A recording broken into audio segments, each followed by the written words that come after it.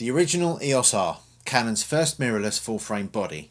It's the camera I use for my landscape photography, but is it still any good in 2026? That's coming up in today's video. So thanks for joining me for some more landscape photography. Let's take a look at the original EOS R full-frame mirrorless body from Canon.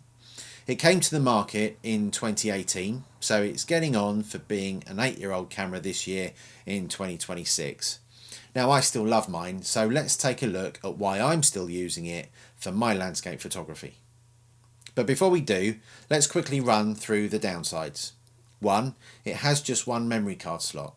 Unlike the old 5D Marks 1 to 4 and many other R series mirrorless bodies from Canon, the R only has one slot for an SD card rather than twin card slots.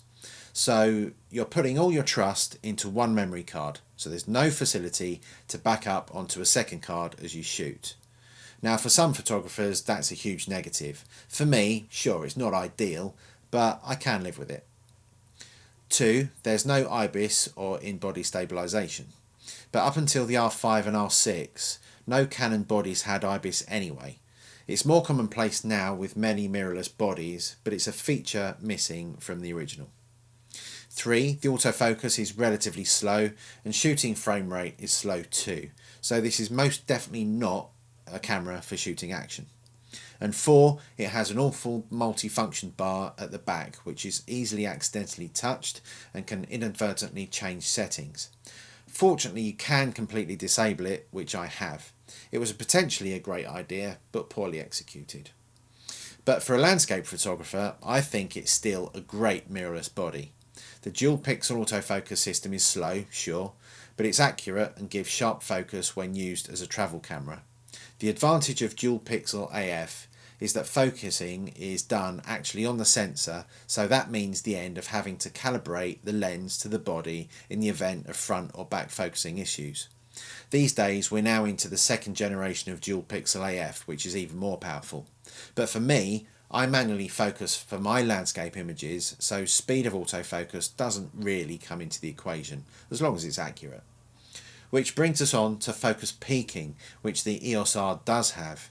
It's a great visual way of being able to see live what in the image is in focus.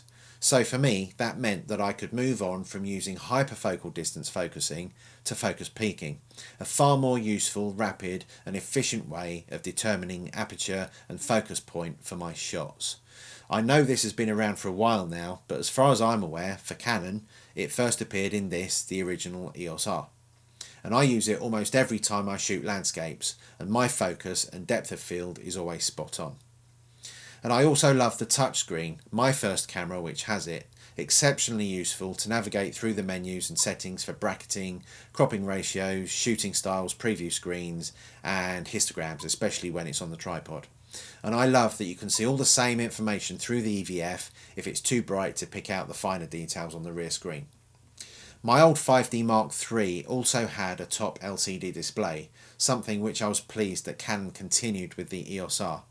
Now it's not a game changer or a deal breaker, but again it's something I use regularly, especially when on long exposures.